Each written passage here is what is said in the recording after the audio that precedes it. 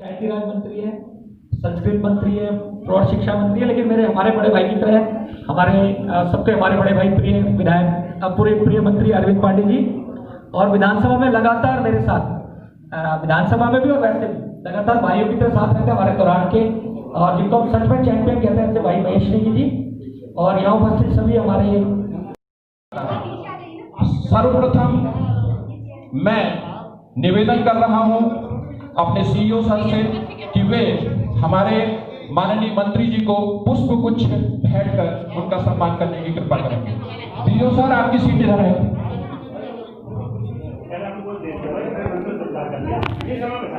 Sir बस इसको भी शॉर्ट करो। मैं निवेदन कर रहा हूं अपने पीओ सर से हमारे विधायक जी को पुष्प गुच्छ भेंट कर उनका सम्मान करने की कृपा करें।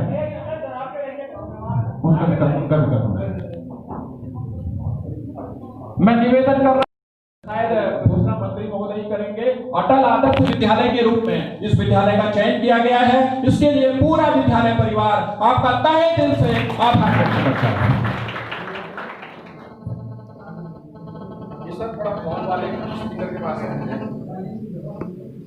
मां शारदा के पावन पवित्र इस विद्यालय के छोटे से सभागार में उपस्थित इस क्षेत्र के यशस्वी विधायक मेरे छोटे भाई और इसके प्रदेश के बहुत ही वरिष्ठ विधायकों में से एक माननीय सुरेंद्र सिंह जीना जी,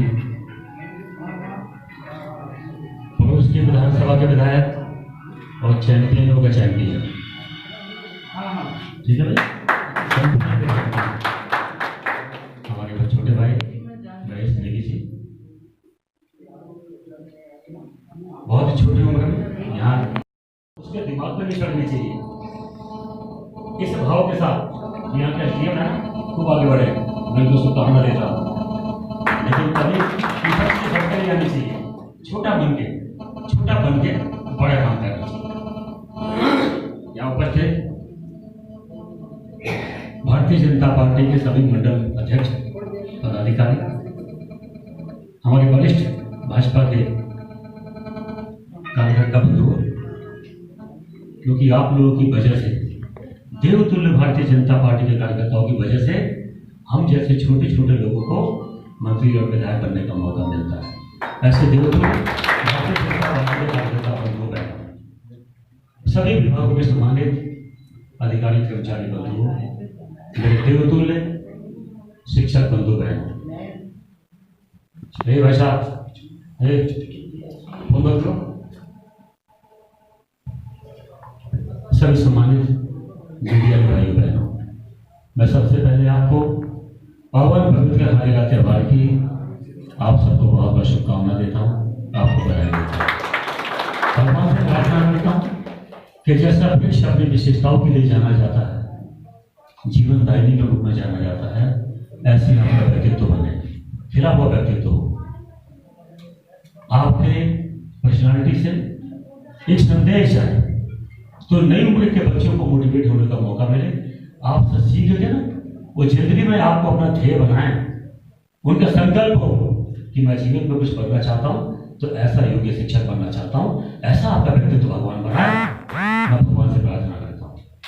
भाइयों बहनों, प्रकृति के जितना निकट हम होंगे और प्रकृति का जितना संरक्षण और संवर्धन हम लोगों के माध्यम से होगा, मानव जाति का कल्याण होगा। हमने लॉकडाउन के दौरान हमने देखा कि गाड़ी उड़ी चलनी बंद हो गई, धुआं वहां निकलना बंद हो गया, पोल्यूशन बहुत कम हुआ, जिसकी वजह से प्रकृति ने ऐसा संदेश दिया कि छोटी मोटी बीमारियां स्वतः अपने आप खत्म हो गई। दोस्तों, इस संदेश को हमको समझना चाहिए, बहुत बड़े मन के साथ समझना चाहिए। और शिक्षक बंधु में बहने हैं, मैं समझ सकता हूं कि जिस संकल्प को आप लोग लेके चलोगे और पूरा कर सकते हो उसी जुनून के साथ, दूसरा कोई विभाग या कोई व्यक्ति नहीं कर सकता। क्योंकि समाज में जब भी कुछ बदलाव की नौबत आती है और देश को आवश्यकता पड़ती है बदलाव की, समाज को आवश्यकता पड़ती है, तो उस बदलाव को हमेशा शिक्षकों ने मुकाम तक पहुंचाया है। दोस्तों, आज वो घड़ी आ गई, वो आ गई। चाहे राष्ट्रीय सुरक्षा का विषय हो, चाहे प्रकृति के संरक्षण संवर्धन का विषय हो, आज आपकी आवश्यकता है। आपने महसूस किया होगा कि हिंदुस्तान चाइना से जब संघर्ष कर रहा था अभी, तो हमारे देश के सैनिकों ने अपनी सर्वस्व न्यौछावर किया अपना। ऐसे सैनिकों को मैं आप सबकी तरफ से मैं सैल्यूट करता हूँ और भगवान से प्रार्थना करता हूँ में देवता बन के विराजमान रहे हैं। भगवान उनको आवागमन से मुक्त करें, क्योंकि उन्होंने राष्ट्रभक्ति के लिए बहुत बड़ी कुर्बानी दी।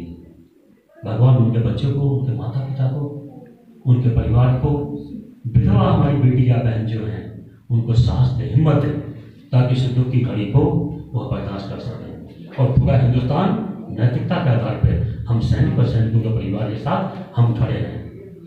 दोस्तों, हिंदुस्तान के प्रधानमंत्री जी, बहुत से लोगों ने छिटकबाजी की, कहाँ प्रधानमंत्री, क्यों छिप के बैठे हैं, उनको बाहर निकलना चाहिए, उन्हें कोई कुछ नहीं बोलेगा। लेकिन दोस्तों, हिंदुस्तान के प्रधानमंत्री ना गपोड़ संघ नहीं बने, क्योंकि हिंदुस्तान के 135 करोड़ जो आम जनमानस है, उन सबका एक नैतिकता के आधार पर, राष्ट्रभक्ति के नाते आप सबका एक बहुत बड़ा आशीर्वाद देश के प्रधानमंत्री जी के साथ था। और जब हिंदुस्तान का प्रधानमंत्री निकला, तो आप लोगों को साक्षी मानकर बहादुर सैनिकों के बीच में गया और जाके बोला कि विस्तारवाद के लिए अब कोई जगह नहीं है, अब जो विकास की बात करेगा उसके साथ हिंदुस्तान बात करेगा। दोस्तों, इस मनोबल को देख के विश्व के 21 देश, संपन्न देश आज हिंदुस्तान के साथ खड़े हुए और चाइना को विवश किया, चाइना बैकफुट में गया। दोस्तों, इससे हिंदुस्तान के एक एक व्यक्ति का सम्मान बढ़ा है, हिंदुस्तान के प्रधानमंत्री हम लोगों का सम्मान बढ़ा है। तो दोस्तों, अपने प्रधानमंत्री का, अपने बहादुर सैनिकों का, उनका गाथा का, उनका महिमा मंडल करना शब्दों के माध्यम से हम लोगों का दायित्व है। लेकिन इस दायित्व के साथ साथ हम अपने दायित्व को ना भूलें, हमको अपने दायित्व को बोध करने का भी वक्त आ गया। और दोस्तों, ये है, मैं आपसे निवेदन पूर्वक कहना है, शिक्षक भाइयों से, बहनों से मैं कहने आया कि मैं शिक्षा मंत्री की हैसियत से आपके बीच में नहीं आया। देखो भाई, हम तो अभाव से निकले हुए लोग हैं भाई, और जो शिक्षक बंधु हैं, बहन हैं, निश्चित ही अगर जो आप किसी पूंजीपति की बेटी या बेटा आप होते, तो हो सकता है कि आपको शिक्षक बनने की नौबत नहीं आती। आप भी कहीं ना कहीं अभाव से निकले हुए लोग होंगे। और मैं कहूँगा कि व्यक्ति को अपने अतीत को कभी नहीं भूलना चाहिए। मैं अपने अतीत को कभी नहीं भूलता हूँ भाई। और मेरा अतीत ये है कि मैं जिस घर में पैदा हुआ, एक दिन खाना खाने को मिलता था, फिर 10 दिन तक खाना खाने को नहीं मिलता था। और उसमें अतीत को कभी नहीं भूलता हूँ। और जब याद करता हूँ ना, तो मुझको लगता है जो मुझे दायित्व मिला है, इस दायित्व को निभाने में मुझको मजबूती मिलती है। इस भाव के साथ जिस हालात को मैंने देखा है, उस हालात में कई बच्चे हुए ना, तो उनको उन सब चीज़ों का सामना ना करना पड़े जिसका हम लोगों ने किया है। उस नाते आप लोगों से निवेदन कर रहे हैं कि विद्यालय शिक्षा की पहचान अच्छे कामों से होनी चाहिए, और उस काम में आप लोग लगे हो। देवतुल्य शिक्षक भाई बहन, मेरी बेटियां, आप लोग इस काम पे लगे हो, मुझे फख्र है आप लोगों पे, मुझे विश्वास है, भरोसा है। जब मैं शिक्षा मंत्री बना, तो मुझे बहुत से लोगों ने कहा कि विद्यालय शिक्षा के जो शिक्षक है ना, ये भाई साहब उस डाल पे बैठे हैं जिसको खुद ही काट रहे हैं, चौपट कर दिया व्यवस्था को उन्होंने। लेकिन मैं खूब सोच समझ के मैं इसको बात मैं कह रहा हूँ कि आज विद्यालय शिक्षा में जो कुछ बचा है, देवतुल्य शिक्षक भाइयों बहनों की वजह से बचा है। कुछ अच्छे काम के लिए आपको बधाई। लेकिन इतने से काम नहीं चलेगा। हमारी सरकार ने कोशिश की, हमारे मुख्यमंत्री जी बहुत ईमानदारी के साथ भ्रष्टाचार के खिलाफ जीरो टॉलरेंस की मुहिम चला के इसको बहुत बड़ी चोट पहुंचाना चाहते हैं। और चकाचौंध दिखावा इन चीजों से अलग हटकर वो व्यक्ति पूर्ण मनोयोगी होकर इस प्रदेश को नई दिशा देना चाहते हैं। उसमें मुझे आपका सहयोग, आप लोगों का सानिध्य की आवश्यकता है। वो जब होगा, हम लोगों ने कोशिश की, आप लोगों ने कोशिश की, आपके बलबूते हमारी सरकार ने कोशिश की कि जिस किताब से करोड़पति का बेटा पढ़ेगा, उसी से गरीब का बेटा पढ़ेगा। इस नाते हमने NCERT लागू किया। अगर ऐसा सरकार का भाव नहीं होता, तो बहुत से जवान बच्चे बैठे हैं जो क्रिकेट में अपना भविष्य स्थापित करना चाहते होंगे। दोस्तों, क्या वजह है कि 20 साल में कुछ काम दिखता नहीं भाई, लेकिन आप लोग गवर्नमेंट के लोग हो, आप लोग पढ़े लिखे लोग हो, आपको समझना चाहिए कि 20 साल तक बीसीसीआई की मान्यता क्रिकेट को नहीं मिली। आज क्यों मिली भाई? इसीलिए मिली कि जितने नेता जिनकी जिम्मेदारी थी उत्तराखंड के प्रदेश के बच्चों को क्रिकेट का एक अच्छा प्लेटफॉर्म देने का, उन्होंने ये काम नहीं किया। क्यों नहीं किया? कि एक एसोसिएशन मेरी है, एक उसकी है, एक उसकी है। सब नेता तो कब्जा किए बैठे थे। लड़ाई इस बात की थी कि मान्यता तो बीसीसीआई की मिले, लेकिन मेरे एसोसिएशन को मिले, उसको नहीं मिले। और मुझे नहीं मिलती है ना, तो इसको भी नहीं मिलनी चाहिए, जहां उत्तराखंड के प्रदेश का भविष्य, बच्चों का भविष्य भले जो हो। लेकिन दोस्तों, हम लोगों ने माँ भगवती को साक्षी मानकर ईमानदारी से प्रयास किया और दोस्तों 1.5 साल के अंदर बीसीसीआई की मान्यता ला के दिया, जो 20 साल में नहीं मिली। इसलिए मिली क्योंकि तुझे क्या मिलेगा, मुझे क्या मिलेगा, हम इस खेल में नहीं पड़े भाई। ईमानदारी से हमने काम किया आपके आशीर्वाद से। प्रत्येक आपका तो आदर्श विद्यालय है, आदर्श विद्यालय, शिक्षक भी आदर्श होंगे, लेकिन हम चाहते हैं कि आदर्श विद्यालय भले किसी स्कूल की पट्टिका पे नाम ना हो, लेकिन जो पढ़ाई हो ना वो आदर्श गुणवत्ता युक्त शिक्षा की। इस नाते हमने कोशिश की है कि जिस विद्यालय में जिस विषय का अध्यापक कम है, हम विषय वाले अध्यापकों की नियुक्ति करेंगे। इसी नाते दोस्तों सुप्रीम कोर्ट तक हमने लड़ाई लड़ी और इस लड़ाई में मैं बिल्कुल ईमानदारी से आपको बोल रहा हूँ कि विधानसभा में इस क्षेत्र का विधायक आप लोग का यशस्वी नेता, और जो मैं बोल रहा हूँ देखो मंत्री या विधायक की बात नहीं बोल रहा हूँ, मेरी बात को बहुत दूर तक समझना। ये फुलेंद्र सिंह जीना इस उत्तराखंड का भविष्य है। से बोल रहा हूँ आप लोगों को भाई, इसको संभाल कर रखना, खोना मत, बिल्कुल मत खोना, संभाल कर रखना, संभाल कर रखना, खोना मत इसको। मैं बोल के जा रहा हूँ और एक दिन तुमसे पूछने आऊंगा, अपनी बात को याद दिलाने आऊंगा यहाँ में। मैं बिल्कुल दिखाए वाली बात नहीं बोलता भाई बहनों, हम आपके माध्यम से हमने कोशिश की कि प्रत्येक विषय हमारे अध्यापक है प्रत्येक स्कूल में पहुंचना चाहिए। तो फुलेंद्र सिंह जी के सुझाव के आधार सुझाव के अनुसार हमने बेस्ट फैकल्टी को मजबूती से काउंसलिंग करी और फर्स्ट काउंसलिंग में हमने लगभग 70-75% अध्यापकों की नियुक्ति हमने करा दी है। कई लोगों को तो पता इस बात पर इसलिए नहीं होगा क्योंकि लॉकडाउन हो गया था, तो कई बच्चे ज्वाइनिंग करके नहीं आया। क्यों चंद साहब, ऐसा ही है। लेकिन गेस्ट फैकल्टी के तहत जो बच्चे हैं, बेटा भरोसा रखना आप लोग, आपके साथ कोई धोखा नहीं होगा। जैसे लॉकडाउन की समस्या समाप्त होगी, हम सेकंड काउंसलिंग कराएंगे और पेशा वाले अध्यापकों की प्रत्येक विद्यालय में हम कराएंगे ताकि शिक्षा की गुणवत्ता।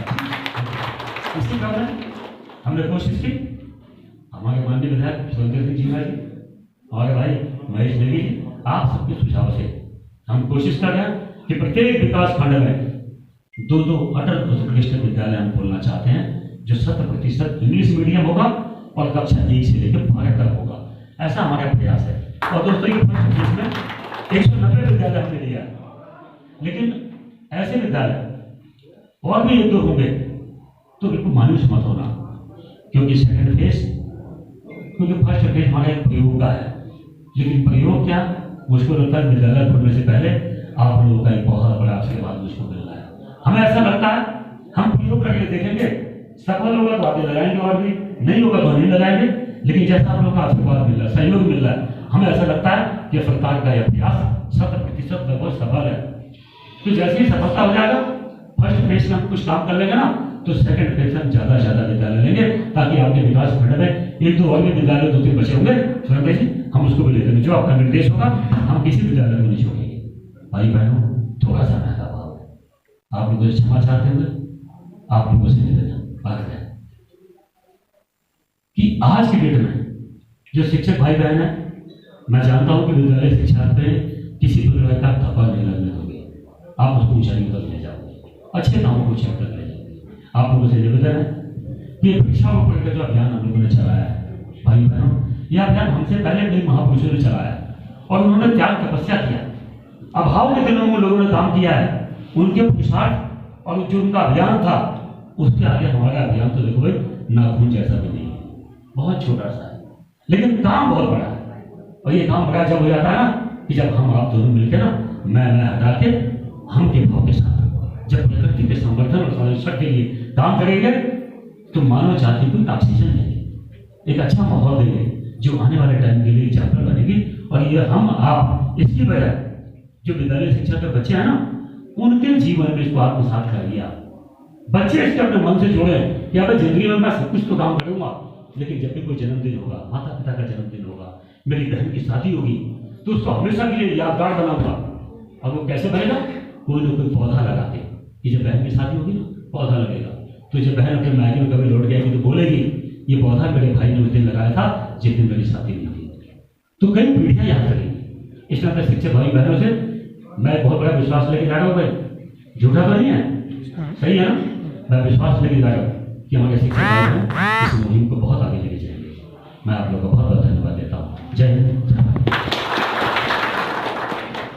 बस मंत्री महोदय 2 मिनट का समय अपने विद्यालय परिवार की ओर से मैं आपका आभार व्यक्त करता हूं और पूरे अल्मोड़ा जनपद